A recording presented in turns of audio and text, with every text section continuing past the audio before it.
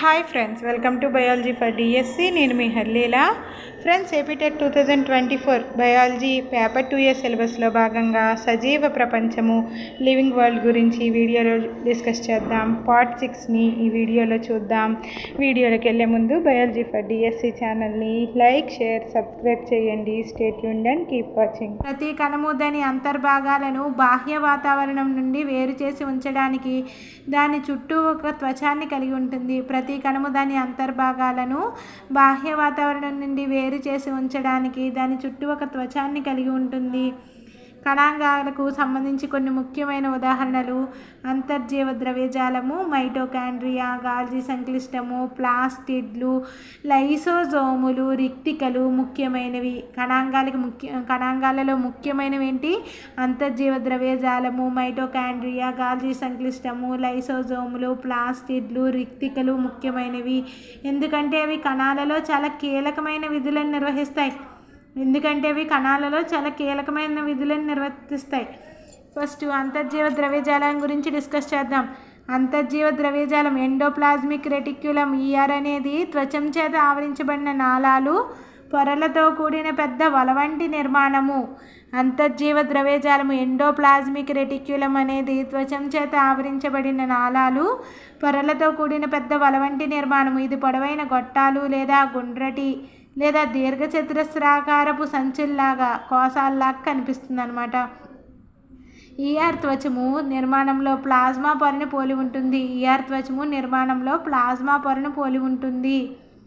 Plasma పొరను పోలి ఉండే కణాంగం అని అడుగుతారు. ఏంటది? ఎండోప్లాజ్మిక్ రెటిక్యులం. ప్లాజ్మా పొరని పోలి ఉండే కణాంగము ఎండోప్లాజ్మిక్ రెటిక్యులం. అంతర్జీవ ద్రవ్యజాలం అనేది త్వచం చేత ఆవరించబడిన నాళాలు, పొరలతో కూడిన పెద్ద వల వంటి నిర్మాణము.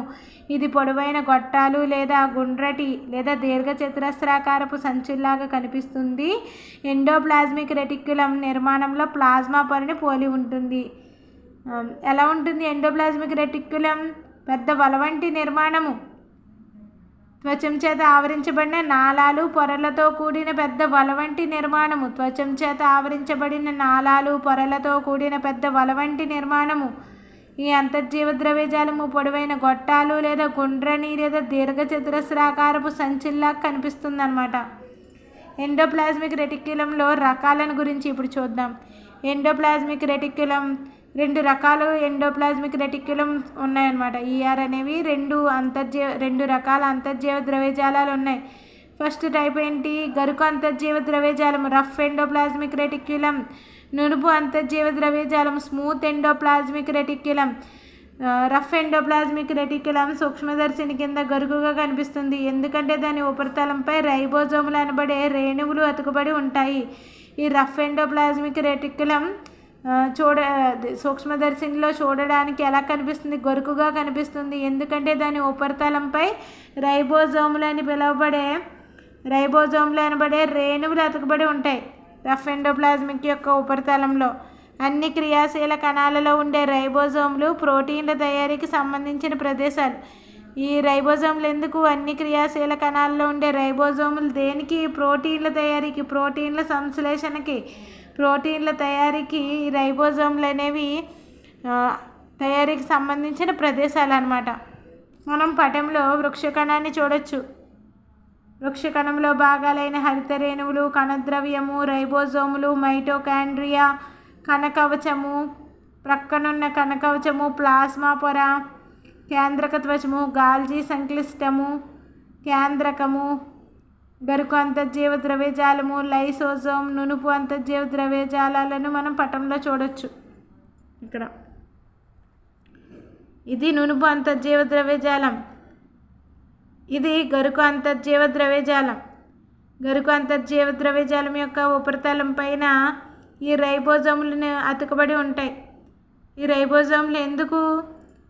క్రియాశీల కణాల్లో రైబోజోములు ప్రోటీన్ల తయారీకి సంబంధించిన ప్రదేశాలు.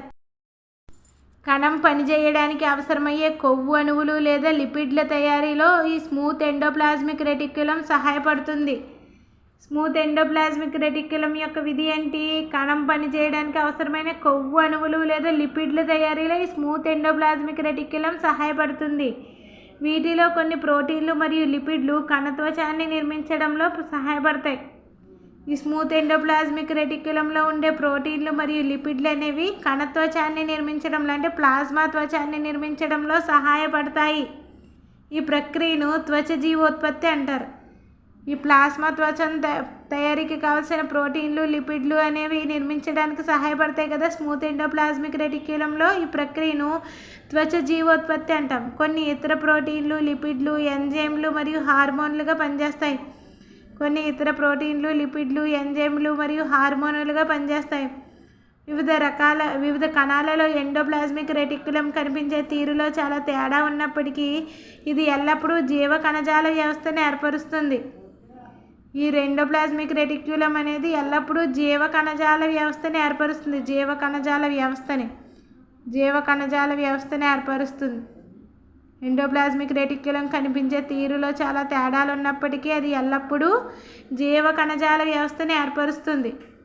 కణద్రవ్యం యొక్క వివిధ ప్రాంతాల మధ్య లేదా కణద్రవ్యం మరియు కేంద్రకం మధ్య పదార్థాల రవాణాకు వారధిగా పనిచేయడం ఎండోప్లాజ్మిక్ రెటిక్యులం యొక్క ఒక విధి. కణద్రవ్యం యొక్క వివిధ ప్రాంతాల మధ్య లేదా కణద్రవ్యం మరియు కేంద్రకం మధ్య పదార్థాల రవాణాకు వారధిగా పనిచేయడం అనేది ఎండోప్లాజ్మిక్ రెటిక్యులం యొక్క విధి. వారధి ఎండోప్లాజ్మిక్ రెటిక్యులం అనమాట. అంటే ఇక్కడ రవాణాకి వారధి అనమాట. కణద్రవ్యం యొక్క వివిధ ప్రాంతాల మధ్య లేదా కణద్రవ్యం మరియు కేంద్రకం పదార్థాల మధ్య కేంద్రకాల మధ్య పదార్థాల రవాణాకి వారధిగా పనిచేస్తుంది ఎండోప్లాజ్మిక్ రెటిక్యులం.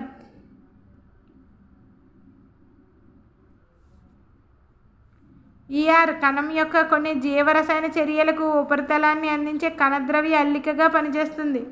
ఎండోప్లాజ్మిక్ రెటిక్యులం అనేది కణం యొక్క జీవరసాయన చర్యలకు ఉపరితలాన్ని అందించే కణద్రవ్య అల్లికగా పనిచేస్తుంది. ఎండోప్లాజ్మిక్ రెటిక్యులం అనేది కణం యొక్క జీవరసాయన చర్యలకు ఉపరితలాన్ని అందించే కణద్రవ్య అల్లికగా పనిచేస్తుంది ఎండోప్లాజ్మిక్ రెటిక్యులం. సకశేరుకాలు అని పిలువబడే జంతువుల సమూహంలోని కాలేయ కణాలలో స్మూత్ ఎండోప్లాజ్మిక్ రెటిక్యులం అనేక విష పదార్థాలను మందులను నిర్వీర్యం చేయడంలో కీలక పాత్ర పోషిస్తుంది. సకశేరుకాలు అని పిలువబడే జంతువుల సమూహంలోని కాలేయ కణాలలో ఈ స్మూత్ ఎండోప్లాజ్మిక్ రెటిక్యులం అనేక విష పదార్థాలను మందులను నిర్వీర్యం చేయడంలో కీలక పాత్ర పోషిస్తుంది. ఈ స్మూత్ ఎండోప్లాజ్మిక్ రెటిక్యులం అనేది ఏం చేస్తుంది? ఈ సకశేరుకాలని పిలువబడే జంతువుల సమూహంలోని కాలేయ కణాలలో స్మూత్ ఎండోప్లాజ్మిక్ రెటిక్యులం అనేక విష పదార్థాలను మందులను నిర్వీర్యం చేయడంలో కీలక పాత్ర పోషిస్తుంది. నెక్స్ట్ గాల్జీ సంక్లిష్టం. గాల్జీ సంక్లిష్టాన్ని మొదట క్యామిల్లో గాల్జీ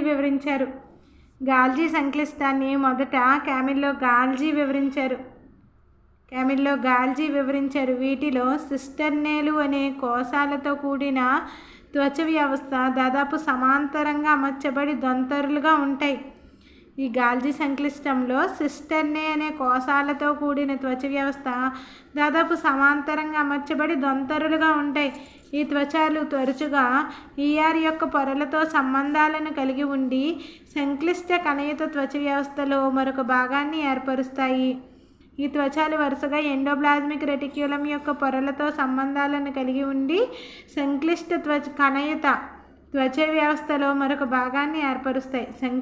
కణయుత త్వచ వ్యవస్థలో మరొక భాగాన్ని ఏర్పరుస్తాయి అన్నమాట. ఈ గాల్జీ సంక్లిష్టము లోని త్వచాలు అనేవి తరచుగా ఎండోప్లాజ్మిక్ రెటిక్యులం యొక్క పొరలతో సంబంధాన్ని కలిగి ఉండి సంక్లిష్ట కణయుత త్వచ వ్యవస్థలో మరొక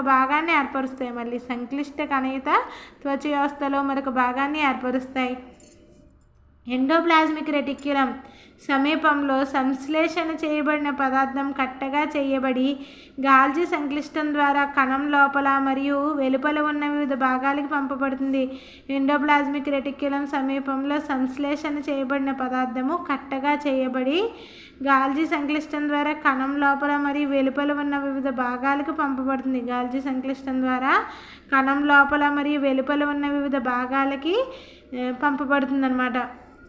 ఎండోప్లాజ్మిక్ రెటిక్యులం యొక్క సమీపంలో సంశ్లేషణ చేయబడిన పదార్థము కట్టగా చేయబడి గాల్జీ సంక్లిష్టం ద్వారా కణం లోపల మరియు వెలుపల ఉన్న వివిధ భాగాలకు పంపబడుతుంది. ఈ గాల్జీ సంక్లిష్టం యొక్క విధులు ఉత్పత్తుల నిల్వ, ఉత్పత్తుల రూపాంతరము మరియు ఉత్పత్తులను కోశాలలో ప్యాక్ చేయడం.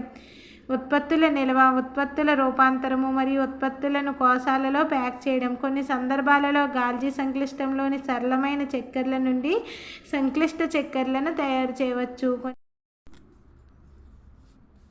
కొన్ని సందర్భాలలో గాల్జీ సంక్లిష్టంలోని సరళమైన చక్కెరల నుంచి సంక్లిష్ట చక్కెరలను తయారు చేయవచ్చు. గాల్జీ పరికరం నుంచి లైసోజోములు కూడా ఏర్పడతాయి. గాల్జీ పరికరం నుంచి లైసోజోములు అనేవి ఏర్పడతాయి. మరొకసారి ఈ గాల్జీ సంక్లిష్టం యొక్క విధులు చూద్దాం. ఉత్పత్తుల నిల్వ, ఉత్పత్తుల రూపాంతరం మరియు ఉత్పత్తులను కోశాలలో ప్యాక్ చేయడం. కొన్ని సందర్భాలలో గాల్జీ సంక్లిష్టంలోని సరళమైన చక్కెరల నుంచి సంక్లిష్టమైన చక్కెరలను తయారు చేయవచ్చు. గాల్జీ పరికరం నుంచి లైసోజోములు కూడా ఏర్పడతాయి.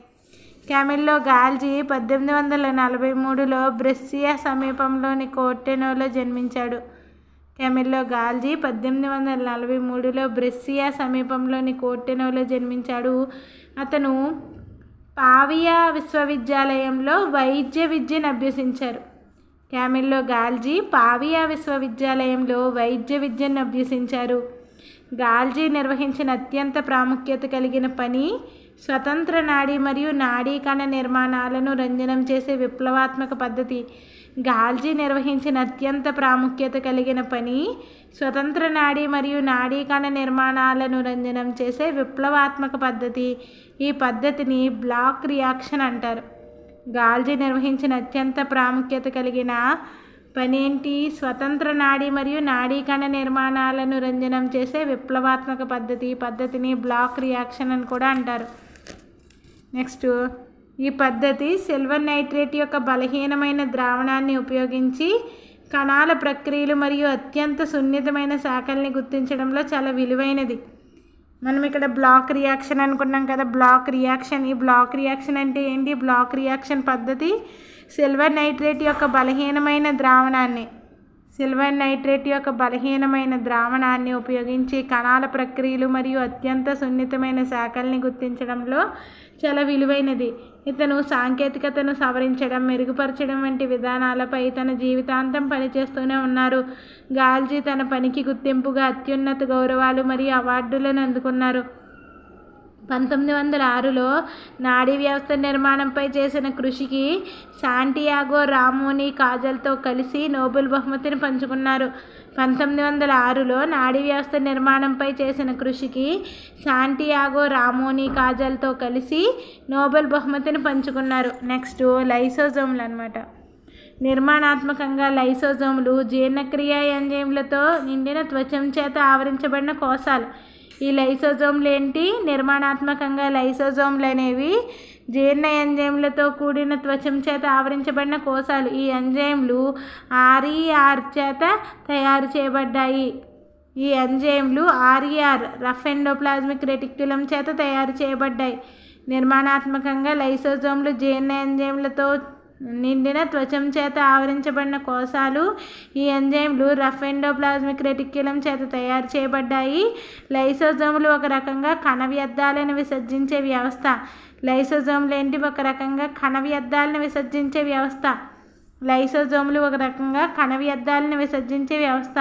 ఇవి బయటి పదార్థాలను, అలాగే పాతబడిపోయిన కణాంగాలను జీర్ణం చేయడం ద్వారా కణాన్ని శుభ్రంగా ఉంచడంలో సహాయపడతాయి.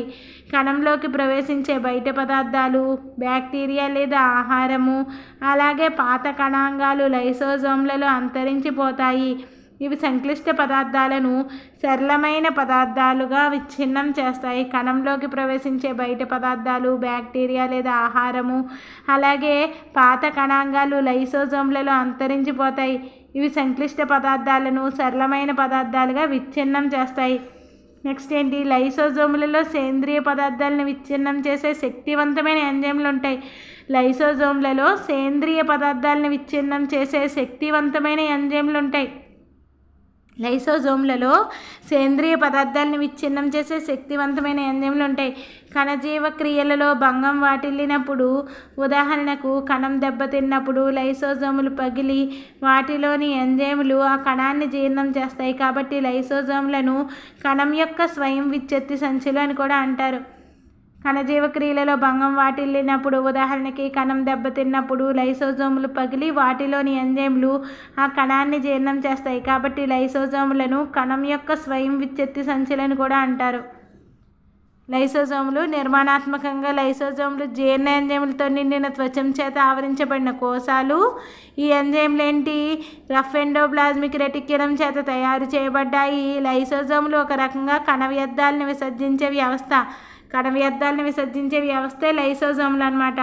ఇవి బయట పదార్థాలను అలాగే పాతబడిపోయిన కణాంగాల్ని జీర్ణం చేయడం ద్వారా కణాన్ని శుభ్రంగా ఉంచడంలో సహాయపడతాయి.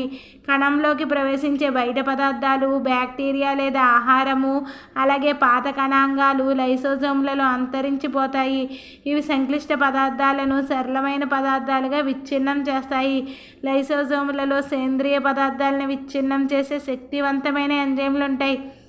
కణజీవ క్రియలలో భంగం వాటిల్లినప్పుడు, ఉదాహరణకి కణం దెబ్బతిన్నప్పుడు లైసోజోములు పగిలి వాటిలోని ఎంజైమ్లు ఆ కణాన్ని జీర్ణం చేస్తాయి. కాబట్టి లైసోజోములను కణం యొక్క స్వయం విచ్ఛత్తి సంచులు అంటారు.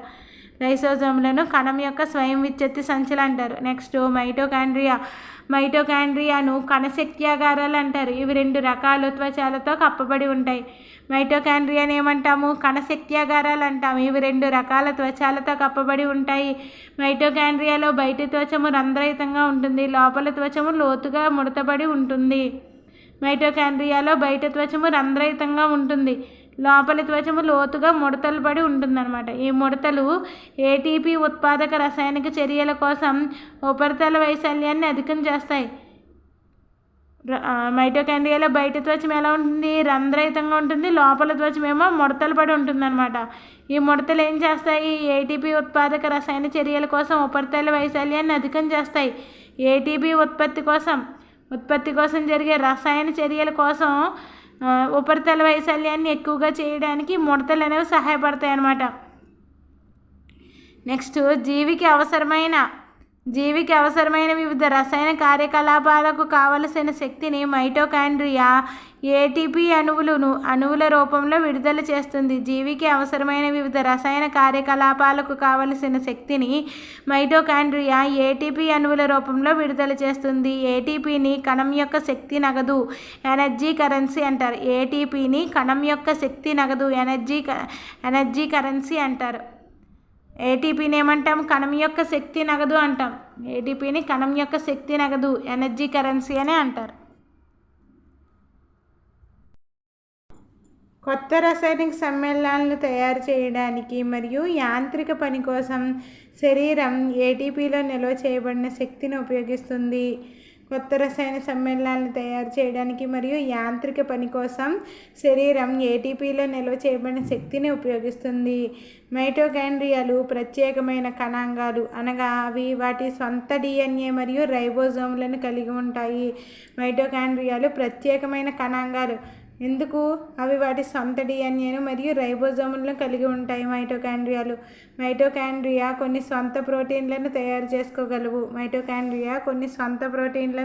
చేసుకోగలవు. నెక్స్ట్ ప్లాస్టిడ్లు వృక్ష కణాలలో మాత్రమే ఉంటాయి. 2 రకాల ప్లాస్టిడ్లు ఉంటాయి: క్రోమోప్లాస్ట్లు, ల్యూకోప్లాస్ట్లు. క్రోమోప్లాస్ట్లు వర్ణయుత ప్లాస్టిడ్లు. ల్యూకోప్లాస్ట్లు తెలుపు లేదా రంగులేని ప్లాస్టిడ్లను ల్యూకోప్లాస్ట్లు అంటాం. కలర్ కలిగిన వాటిని క్రోమోప్లాస్ట్లు అంటాం. వర్ణయుత ప్లాస్టిడ్లను క్రోమోప్లాస్ట్లు అంటాం. ల్యూకోప్లాస్ట్లు తెలుపు లేదా రంగులేని ప్లాస్టిడ్లు. పత్రహరితము అనే వర్ణద్రవ్యం కలిగిన క్రోమోప్లాస్ట్లను క్లోరోప్లాస్ట్లు అంటారు. కిరణజన్య సంయోగ క్రియకు క్లోరోప్లాస్ట్లు ప్రాముఖ్యమైనవి. పత్రహరితం అనే వర్ణద్రవ్యం కలిగిన క్రోమోప్లాస్ట్లను ఏమంటారు? క్లోరోప్లాస్ట్లు అంటారు. కిరణజన్య సంయోగ క్రియకు క్లోరోప్లాస్ట్లు ముఖ్యమైనవి. క్లోరోప్లాస్ట్లు పత్రహరితంతో పాటు వివిధ పసుపు లేదా నారింజ వర్ణ కళలను కూడా కలిగి ఉంటాయి. క్లోరోప్లాస్ట్లు పత్రహరితంతో పాటు వివిధ పసుపు లేదా నారింజ వర్ణకాలని కూడా కలిగి ఉంటాయి. ప్రాథమిక కణాంగాలైన ల్యూకోప్లాస్ట్లలో పిండి పదార్థాలు, నూనెలు మరియు ప్రోటీన్ రేణువులు వంటి పదార్థాలు నిల్వ చేయబడతాయి. ప్రాథమిక కణాంగాలైన ల్యూకోప్లాస్ట్లలో పిండి పదార్థాలు, నూనెలు మరియు ప్రోటీన్ రేణువులు వంటి పదార్థాలు నిల్వ చేయబడతాయి. క్లోరోప్లాస్ట్ యొక్క అంతర్గత నిర్మాణ వ్యవస్థ స్ట్రోమా అనే పదార్థం చేత పొందుపరచబడిన అనేక త్వచదంతర్లను కలిగి ఉంటుంది. ఇవి బాహ్య నిర్మాణంలో మైటోకాండ్రియాను పోలి ఉంటాయి. క్లోరోప్లాస్ట్ యొక్క అంతర్గత నిర్మాణ వ్యవస్థ స్ట్రోమా అనే పదార్థంలో పొందుపరచబడిన అనేక త్వచదంతర్లను కలిగి ఉంటుంది. ఇవి బాహ్య నిర్మాణంలో మైటోకాండ్రియాను పోలి ఉంటుంది. క్లోరోప్లాస్ట్ యొక్క అంతర్గత నిర్మాణ వ్యవస్థ స్ట్రోమా అనే పదార్థంతో చేత పొందుపరచబడిన అనేక త్వచదంతర్లను కలిగి ఉంటుంది. ఇవి బాహ్య నిర్మాణంలో మైటోకాండ్రియాను పోలి ఉంటుంది. మైటోకాండ్రియా వలె ప్లాస్టిడ్లు కూడా వాటి సొంత DNA రైబోజోమ్లను కలిగి ఉంటాయి. మైటోకాండ్రియా వలె ప్లాస్టిడ్లు కూడా వాటి యొక్క సొంత DNA రైబోజోమ్లను కలిగి ఉంటాయి. మైటోకాండ్రియా వలె ప్లాస్టిడ్లు కూడా వాటి యొక్క సొంత రైబోజోమ్లను కలిగి ఉంటాయి. నెక్స్ట్ రిక్తికలు అనేవి ఘన లేదా ద్రవ పదార్థాల నిల్వ సంచులు. జంతు కణాలలో రిక్తికలు చాలా చిన్న పరిమాణంలో ఉంటాయి. వృక్ష కణాలు చాలా పెద్ద రిక్తికలను కలిగి ఉంటాయి. రిక్తికలు అనేవి ఘన లేదా ద్రవ పదార్థాల నిల్వ సంచులు. జంతు కణాలలో రిక్తికలు చిన్న పరిమాణంలో ఉంటాయి. వృక్ష కణాలు చాలా పెద్ద రిక్తికలను కలిగి ఉంటాయి. కొన్ని వృక్ష కణాల రిక్తిక మొత్తం కణ పరిమాణంలో 50% నుంచి 90% ఆక్రమించవచ్చు. అంటే వృక్ష కణాల్లో చూసుకున్నట్లయితే రిక్తిక మొత్తం కణ పరిమాణంలో 50% నుంచి 90% ఆక్రమించవచ్చు. వృక్ష కణాలలో రిక్తికలు కణరసంతో నిండి ఉంటాయి. కణానికి శ్వేత గుణాన్ని, దృఢత్వాన్ని అందిస్తాయి. వృక్ష కణాలలో రిక్తికలు కణరసంతో నిండి ఉంటాయి. కణానికి శ్వేత గుణాన్ని, దృఢత్వాన్ని అందిస్తాయి. వృక్ష కణాల్లో రిక్తికలు కణరసంతో నిండి ఉంటాయి. కణానికి శ్వేత గుణాన్ని, దృఢత్వాన్ని అందిస్తాయి. అమీబా వంటి ఏకకణ జీవులలో ఆహార రిక్తికలలో అమీబా తిన్న ఆహార పదార్థాలు ఉంటాయి. అమీబా వంటి ఏకకణ జీవులలో ఆహార రిక్తికల్లో అమీబా తిన్న ఆహార పదార్థాలు ఉంటాయి. కొన్ని ఏకకణ జీవులలో కణం నుండి అదనపు నీటిని మరియు కొన్ని వ్యర్థాలను విసర్జించడంలో ప్రత్యేకమైన రిక్తికలు కూడా ముఖ్యమైన పాత్ర వహిస్తాయి. కొన్ని ఏకకణ జీవుల్లో కణం నుండి అదనపు నీటిని మరియు కొన్ని వ్యర్థాలను విసర్జించడంలో ప్రత్యేకమైన రిక్తికలు కూడా ముఖ్యమైన పాత్రను వహిస్తాయి. ప్రతి కణము దాని త్వచము మరియు అవయవాలు నిర్దిష్ట మార్గాలలో నిర్వహించడం వలన దాని నిర్మాణాన్ని మరియు పనిచేసే సామర్థ్యాన్ని పొందుతాయి. ఈ విధంగా కణము ఒక ప్రాథమిక నిర్మాణాన్ని కలిగి ఉంటుంది. ప్రతి కణము దాని త్వచము మరియు అవయవాలు నిర్దిష్ట మార్గాలలో నిర్వహించడం వలన దాని నిర్మాణాన్ని మరియు పనిచేసే సామర్థ్యాన్ని పొందుతాయి. ఈ విధంగా కణము ఒక ప్రాథమిక నిర్మాణాన్ని కలిగి ఉంటుంది. శ్వాసక్రియ, పోషణ మరియు వ్యర్థ పదార్థాలను తొలగించడం లేదా కొత్త ప్రోటీన్లను ఏర్పరచడం వంటి విధులను నిర్వహించడానికి ఇది కణాలకు సహాయపడుతుంది. శ్వాసక్రియ, పోషణ మరియు వ్యర్థ పదార్థాలను తొలగించడం లేదా కొత్త ప్రోటీన్లను ఏర్పరచడం వంటి విధులను నిర్వహించడానికి ఇది కణాలకు సహాయపడుతుంది. కణం అనేది జీవుల యొక్క ప్రాథమిక నిర్మాణాత్మక ప్రమాణం. ఇది జీవి యొక్క ప్రాథమిక క్రియాత్మక ప్రమాణం కూడా. కణం అనేది జీవుల యొక్క ప్రాథమిక నిర్మాణాత్మక ప్రమాణం. ఇది జీవి యొక్క ప్రాథమిక క్రియాత్మక ప్రమాణం కూడా. ప్రాథమిక నిర్మాణ ప్రమాణమే కాదు, జీవి యొక్క ప్రాథమిక క్రియాత్మక ప్రమాణం కూడా. నెక్స్ట్ కణ విభజన. కొత్త కణాలు పెరగడానికి, పాత లేదా మృత మరియు గాయపడిన కణాలను భర్తీ చేయడానికి, ప్రత్యుత్పత్తికి అవసరమైన బీజ కణాలు ఏర్పరచడానికి జీవులలో కొత్త కణాలు ఏర్పడతాయి. కొత్త కణాలు పెరగడానికి, పాత మృత మరియు గాయపడిన కణాలను భర్తీ చేయడానికి, ప్రత్యుత్పత్తికి అవసరమైన బీజ కణాలు ఏర్పరచడానికి జీవులలో కొత్త కణాలు ఏర్పడతాయి. అసలు కొత్త కణాలు ఎందుకు ఏర్పడతాయి? కొన్ని కారణాల వల్ల కొత్త కణాలు అనేవి తయారవ్వాలి మనకి. ఎందుకు? కొత్త కణాలు పెరగడానికి, పాత మృత మరియు గాయపడిన కణాలని భర్తీ చేయడానికి, ప్రత్యుత్పత్తికి అవసరమైన బీజ కణాలను ఏర్పరచడానికి జీవులలో కొత్త కణాలు ఏర్పడతాయి. కొత్త కణాలు తయారయ్యే ప్రక్రియనే కణ విభజన అంటాం. కణ విభజనలో 2 ప్రధాన రకాలు ఉన్నాయి: సమవిభజన, క్షయీకరణ విభజన. కణ విభజన ప్రక్రియ ద్వారా చాలా కణాలు పెరుగుదల కోసం విభజించబడడాన్ని సమయ విభజన అంటాం. కణ విభజన ప్రక్రియ ద్వారా చాలా రకాల కణాలు పెరుగుదల కోసం విభజించడాన్నే సమయ విభజన అంటాం. ఈ ప్రక్రియలో తల్లి కణం ఒకేలాంటి 2 పిల్ల కణాలని ఏర్పరుస్తుంది. ఈ కణ విభజనలో తల్లి కణము ఒకేలాంటి 2 పిల్ల కణాలని ఏర్పరుస్తుంది. పిల్ల కణాలు తల్లి కణం వలె అదే సంఖ్యలో క్రోమోజోములను కలిగి ఉంటాయి. పిల్ల కణాలు తల్లి కణం వలె అదే సంఖ్యలో క్రోమోజోములను కలిగి ఉంటాయి. జంతువులు, వృక్షాలలోని ప్రత్యుత్పత్తి అవయవాలు లేదా కణజాలాలలోని ప్రత్యేక కణాలు విభజన చెంది బీజ కణాలు ఏర్పడి ఫలదీకరణం అనంతరం సంతానాన్ని ఏర్పరుస్తాయి. జంతువులు, వృక్షాలలోని ప్రత్యుత్పత్తి అవయవాలు లేదా కణజాలాలలోని ప్రత్యేక కణాలు విభజన చెంది బీజ కణాలు ఏర్పడి ఫలదీకరణం అనంతరం సంతానాన్ని ఏర్పరుస్తాయి.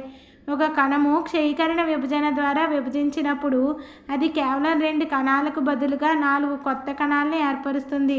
ఒక కణము క్షయీకరణ విభజన ద్వారా విభజించినప్పుడు అది కేవలం 2 కణాలకు బదులుగా 4 కొత్త కణాలను ఏర్పరుస్తుంది.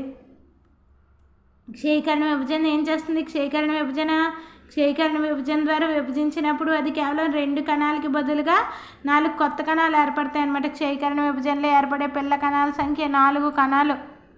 కొత్త కణాలలో తల్లి కణాలలోని క్రోమోజోముల సంఖ్య సగం క్రోమోజోములు మాత్రమే ఉంటాయి. కొత్త కణాలలో తల్లి కణాలలోని క్రోమోజోముల సంఖ్యలో సగం క్రోమోజోములు మాత్రమే ఉంటాయి. కొత్త కణాలలో తల్లి కణాలలోని క్రోమోజోముల సంఖ్యలో సగం క్రోమోజోములు మాత్రమే ఉంటాయి అన్నమాట. కణ విభజన గురించి మరొకసారి చూద్దాం.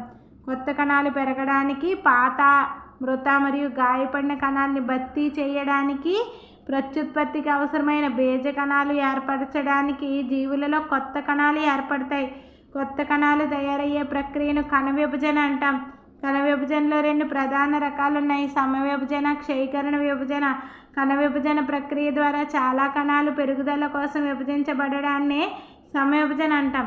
కణ విభజన ప్రక్రియ ద్వారా చాలా కణాలు పెరుగుదల కోసం విభజించబడ్డాన్ని అంటే ఎక్కడైనా గాయమైందనుకో అక్కడ కణాలు అనేవి పెరగాలి. కాబట్టి కణాల పెరుగుదల కోసం విభజించబడ్డాన్ని ఏమంటాం? సమయ విభజన అంటాం. ఈ ప్రక్రియలో తల్లి కణము ఒకేలాంటి 2 పిల్ల కణాలను ఏర్పరుస్తుంది. సమయ విభజనలో తల్లి కణము ఒకేలాంటి 2 పిల్ల కణాలను ఏర్పరుస్తుంది. పిల్ల కణాలు తల్లి కణం వలె అదే సంఖ్యలో క్రోమోజోములను కలిగి ఉంటాయి. ఇక్కడ సమయ విభజనలో చూసుకున్నట్లయితే పిల్ల కణాలు తల్లి కణం వలె అదే సంఖ్యలో క్రోమోజోములను కలిగి ఉంటాయి. అంటే తల్లి కణంలో ఎన్ని క్రోమోజోములు ఉన్నాయో సమయ విభజనలో పిల్ల కణాలు కూడా అన్ని క్రోమోజోములు కలిగి ఉంటాయి. జంతువులు, వృక్షాలలోని ప్రత్యుత్పత్తి అవయవాలు లేదా కణజాలాలలోని ప్రత్యేక కణాలు విభజన చెంది బీజ కణాలు ఏర్పడి ఫలదీకరణం అనంతరం సంతానాన్ని ఏర్పరుస్తాయి. జంతువులు, వృక్షాలలోని ప్రత్యుత్పత్తి అవయవాలు లేదా కణజాలాలలోని ప్రత్యేక కణాలు విభజన చెంది బీజ కణాలు ఏర్పడి ఫలదీకరణం అనంతరం సంతానాన్ని ఏర్పరుస్తాయి.